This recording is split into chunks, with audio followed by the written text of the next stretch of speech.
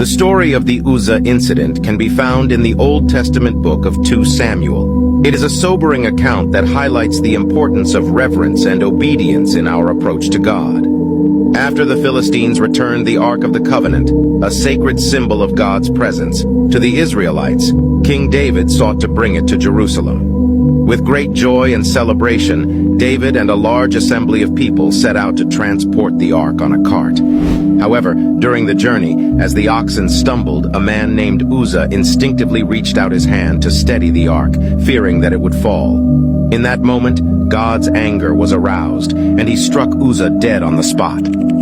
This incident may seem perplexing and harsh at first glance, but it reveals an important lesson about the sanctity and holiness of God's commands.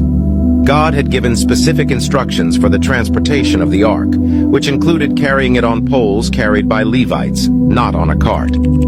Uzzah's well-intentioned act, though seemingly helpful, demonstrated a lack of reverence for God's prescribed method. In his actions, he disregarded God's specific instructions and treated the ark as an ordinary object, rather than recognizing its sacredness.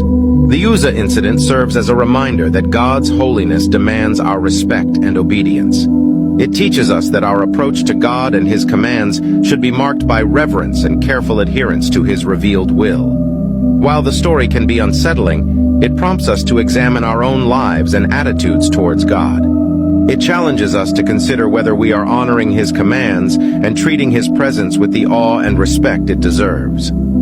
Ultimately, the Uzzah incident teaches us that obedience and reverence are crucial elements of our relationship with God, reminding us to approach Him with humility, awe, and a willingness to honor His instructions.